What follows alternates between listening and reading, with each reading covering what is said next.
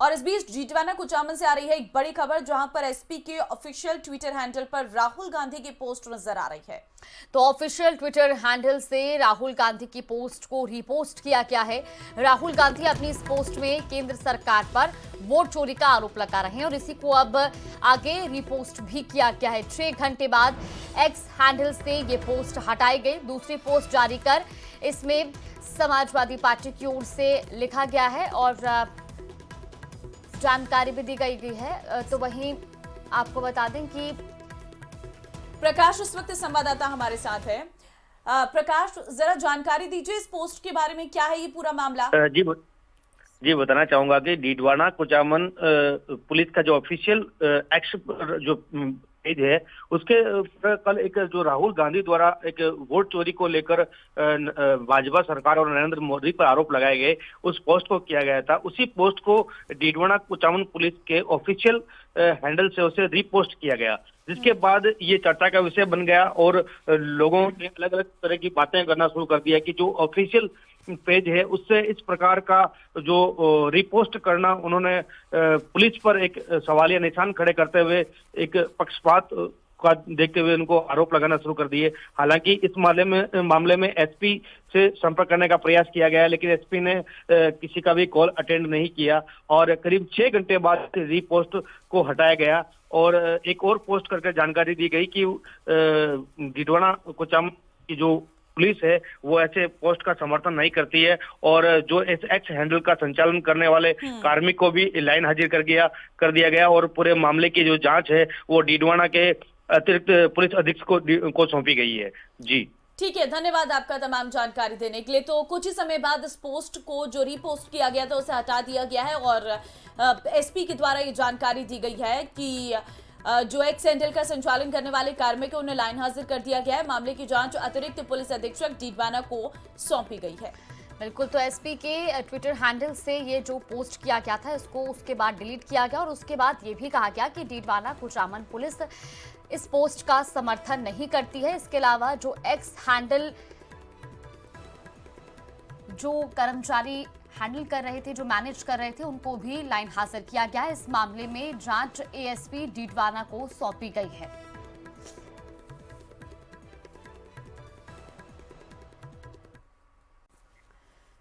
तो बिहार में विधानसभा चुनाव का आज आगाज हो रहा है। पहले चरण की वोटिंग शुरू होने वाली है।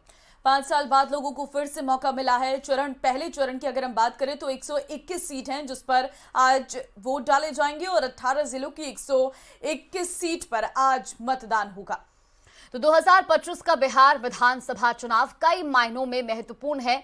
कुल 18 जिलों में आज वोटर्स अपने विधायक का चुनाव करेंगे। मतदान के लिए कड़ी सुरक्षा के इंतजाम हैं। बिल्कुल, हर बूथ पर सशक्त बल तैनात किए गए हैं और आपको बता दें वेबकास्टिंग व्यवस्था की गई है। तेजस्वी यादव, सम्राट चौधरी, विजय कुमार सिन्हा और मंगल पांडे, खेसारी लाल यादव, अनंत सिंह समेत कई दिग्गजों की किस्मत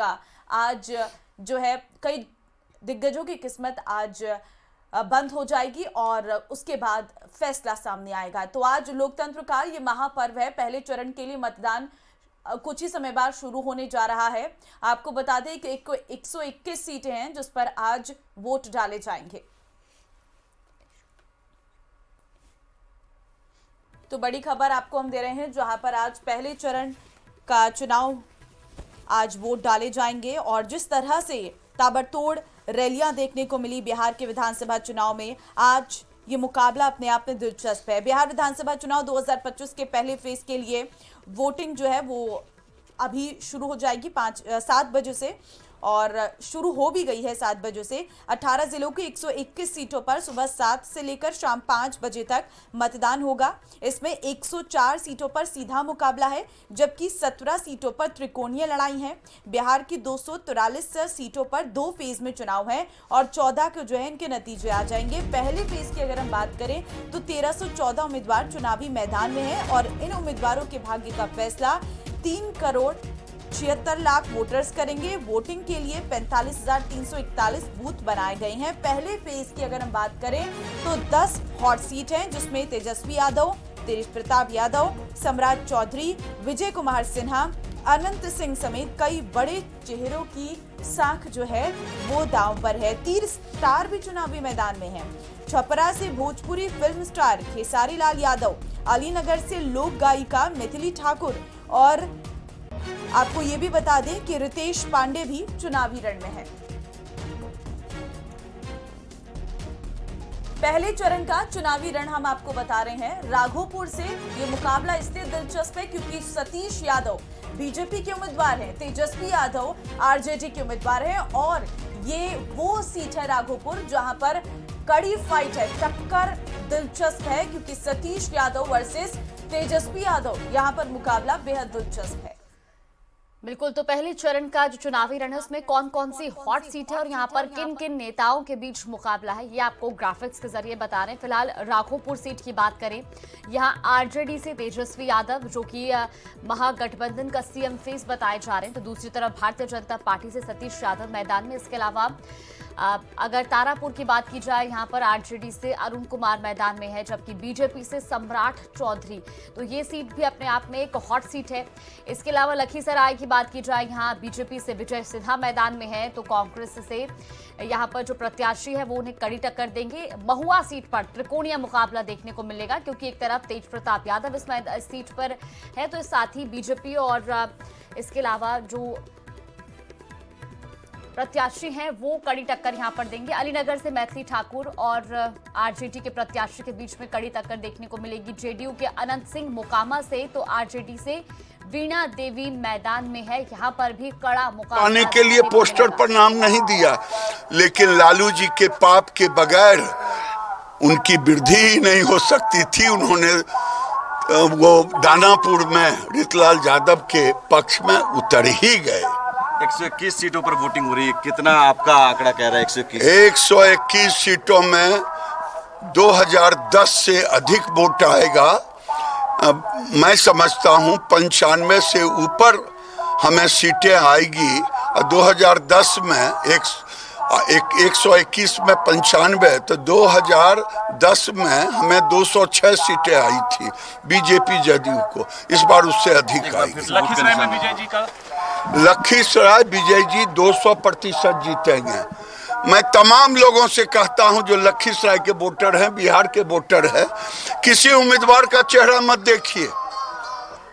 चेहरा देखना हो तो नीतीश कुमार का चेहरा देखिए, नरेंद्र मोदी का चेहरा देखिए, जो गरीबों के लिए, नौजवानों के लिए, किसानों के लिए काम किया है, इंफ्रास्ट्रक्चर दिया है, बिजली दिया है, रेल दिया है, मेट्रो दिया है। ये डबल इंजन की सरकार है। आप क्या चाहते हैं कि बिहार में फिर उल्टी सरकार बन जाए? जो पुल नहीं बना मुंगेर का 10 साल, उल्टी सरकार थी ऊपर में, 10 साल पुल नहीं बना, जबकि उस समय लालू जी और यूपीए की सरकार थी। योगी जी वाला बुलडोजर की भी चर्चा हो रही है। बुलडोजर भी बिहार में आएगा क्या? बिहार में नहीं चल रहा है यहाँ पे। नहीं, ठीक है, चलिए। तो ये आप सुन रहे थे केंद्रीय मंत्री गिरिराज सिंह को। उन्होंने भी अपने मतदान के प्रयोग के लिए वो पहुंचे हैं मतदान केंद्र, और फिलहाल ये तस्वीरें भी आपको दिखा रहे हैं जहां पहले चरण में इस बार कड़ा मुकाबला किन किन सीटों पर देखने को मिलेगा वो आपको लगातार बता रहे हैं। और ये चुनाव अहम क्यों है ये आप समझिए। कांग्रेस और महागठबंधन के अस्तित्व की लड़ाई है क्योंकि बिहार में महागठबंधन एकजुट होकर मैदान में है। प्रशांत किशोर और जनसुराज फैक्टर इस चुनाव में देखने को मिल रहा है, इसलिए भी महत्वपूर्ण हो जाता है। इसके अलावा महिलाओं और युवाओं का एक निर्णायक रोल इस बार भी चुनाव में देखने को मिलेगा क्योंकि बिहार में महिला मतदाताओं की एक बड़ी भूमिका रही है अब तक के चुनावों पर अगर नजर डालें। पहले चरण में 18 जिलों में वोटिंग हो रही है। पटना, गोपालगंज, वैशाली, मुजफ्फरपुर, भोजपुर, सीवान, समस्तीपुर, दरभंगा, खगड़िया, शेखपुरा, तो ये तमाम वो जिले हैं जहां पर आज मतदान किया जा रहा है। बक्सर, सारण, बेगूसराय, सहरसा और इसके अलावा भी माधेपुरा, लखीसराय, तो ये तमाम वो जिले हैं जहां पर आज मतदान किया जा रहा है, जहां पर आज वोटिंग हो रही है और इसके लिए कड़े इंतजाम भी वहां पर किए गए हैं। तो बिहार में जो सत्ता का संग्राम है वो आज शुरू हो चुका है। पहले चरण के लिए मतदान किया जा रहा है। शाम 5 बजे तक मतदान होगा। बिल्कुल, और ये विधानसभा की लड़ाई इस बार काफी दिलचस्प इसलिए भी है क्योंकि मुकाबला जो है इस बार कई जगह पर त्रिकोणीय देखने को मिल रहा है। और क्योंकि इस बार बीजेपी जेडीयू हम पार्टी ने किस तरह से अपनी पूरी ताकत बनाई है वो भी हम आपको दिखा रहे हैं। विधानसभा में एनडीए की ताकत क्या है, बिहार विधानसभा 2020 का रिजल्ट भी आपको बता रहे हैं, जहां पर बीजेपी से जीते थे 74 कैंडिडेट और वोट प्रतिशत 19.46% रहा था। वहीं अगर बात एलजेपी की करें तो वहां पर एक प्रत्याशी की जीत हुई थी। हम पार्टी की अगर हम बात करें तो 4 कैंडिडेट जीते थे और वोट प्रतिशत 0.89% रहा था। तो इस तरीके से 2020 में हम वोट प्रतिशत आपको बता रहे हैं। जेडीयू की अगर हम बात करें तो 43 कैंडिडेट ने जीत हासिल की थी और 15.39% जो है वोट परसेंट रहा था। जेडीयू की अगर हम बात करें तो 75 जीते थे, 23.11% यहाँ पर वोट प्रतिशत रहा था। लेकिन विधानसभा चुनाव का ये जो नतीजा 2020 में आया था, इसने पहले सरकार को कुछ और रूपरेखा दी। अब की बार हम लोग बदलेंगे जी, तेजस्वी यादव को लाएंगे क्योंकि रोजगार की बात है, यहाँ पर बेरोजगारी मतलब ज़्यादा है, ठीक है, इसी वजह से हम लोग सरकार। तो देखिए अब प्रतिक्रियाएं निकलकर सामने आ रही हैं और क्योंकि अब जो मतदान की प्रक्रिया है वो शुरू हो गई है तो वोट डालने के लिए सभी पहुंच रहे हैं। देखिए वीवीआईपी मूवमेंट जो है वो लगातार जारी है और इस वक्त क्योंकि पहले फेज के लिए ये वोट डालने शुरू हो चुके हैं और इस वक्त हम आपको तस्वीरें भी दिखा रहे हैं। देखिए अपना वोट डालने के लिए पहुंच रहे हैं सभी व्यक्ति बिहार के और बढ़ चढ़कर वोटिंग की अपील प्रधानमंत्री के द्वारा भी की गई है। प्रधानमंत्री ने एक्स हैंडल पर पहले ही पोस्ट कर दिया है और जिसमें उनकी तरफ से साफ ये कहा गया है कि महापर्व है, इसलिए आप ज्यादा से ज्यादा वोट देने आए।